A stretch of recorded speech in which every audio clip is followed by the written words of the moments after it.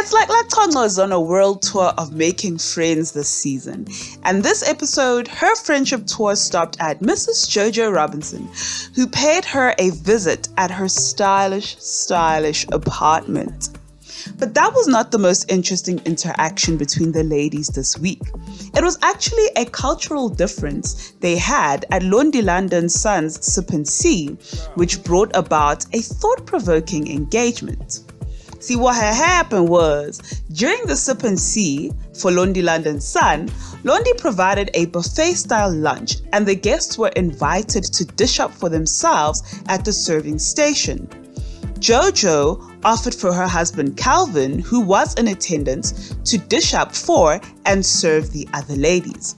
LaConco fervently declined the offer and insisted that Calvin may not serve the ladies because in isiZulu culture, which is the dominant and indigenous culture of Durban, it is unheard of for women to be served by men.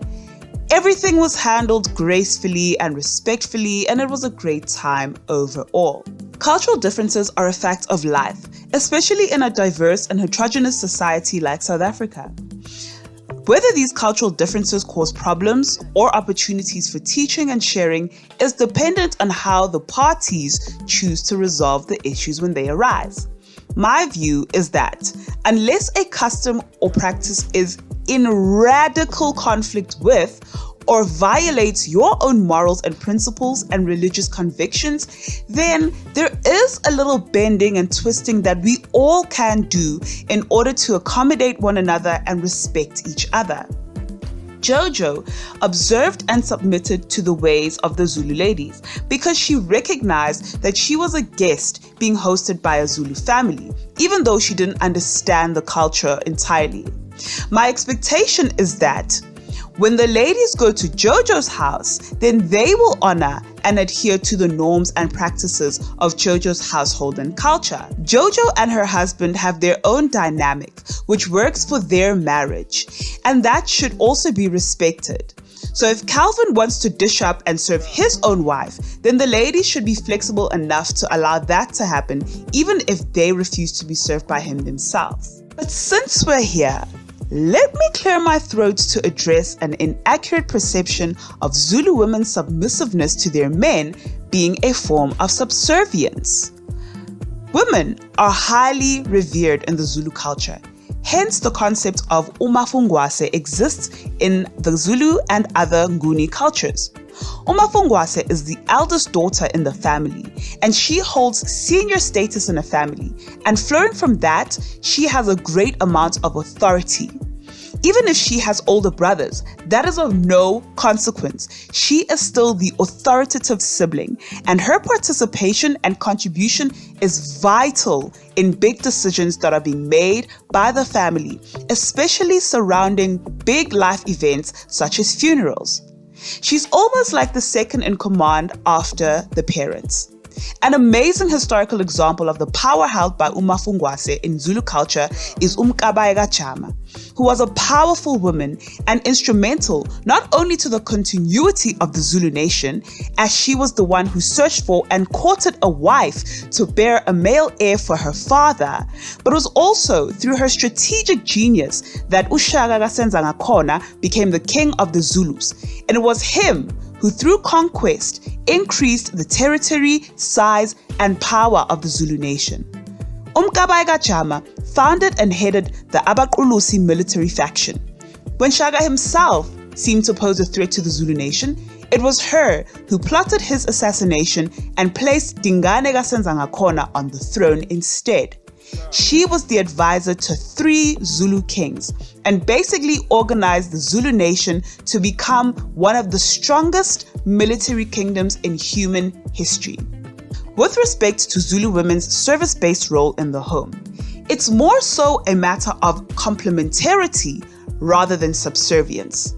Complementarity is defined as a relationship or situation in which 2 or more different things improve or emphasize each other's qualities. The relationship between men and women in the Zulu culture, when understood correctly, recognizes the physical, social, and familial differences between men and women, and then focuses on using those differences to form harmonizing collaborations. For example, the physical strength of men makes them better suited to herd large cattle, to till the land using bulls, and to slaughter big, strong bovine for eating and obtaining hide, as well as going to war to protect the homestead and the villages. Women's cultivating and creative nature, on the other hand, makes them better suited to convert what they receive from the men into things that are required for the running of the household. For example, the meat slaughtered by the men, women turn into food for sustenance. The land tilled by the men, women plant and harvest corn for eating. The hides that are obtained by the men, the women turn into clothing and covering. So complementarity does not praise one party's attributes while looking down on the other party's attributes, but instead it recognizes that one party's strengths counterbalance the other party's weaknesses and vice versa. Complementarity appears in the Bible itself from as early as Genesis. In Christian theology, there is a view known as complementarianism, which holds that God has created men and women equal in their essential dignity and human personhood, but different and complementary in function with male headship in the home and in the church. When God created Eve as a suitable helper for Adam, it was because he made her to have certain qualities and attributes which Adam did not have, but which he needed in order to fulfill the commission given to him by God to be fruitful and multiply and to fill the earth and subdue it. The Trinity of the Father, Son, and Holy Spirit itself demonstrates complementarity.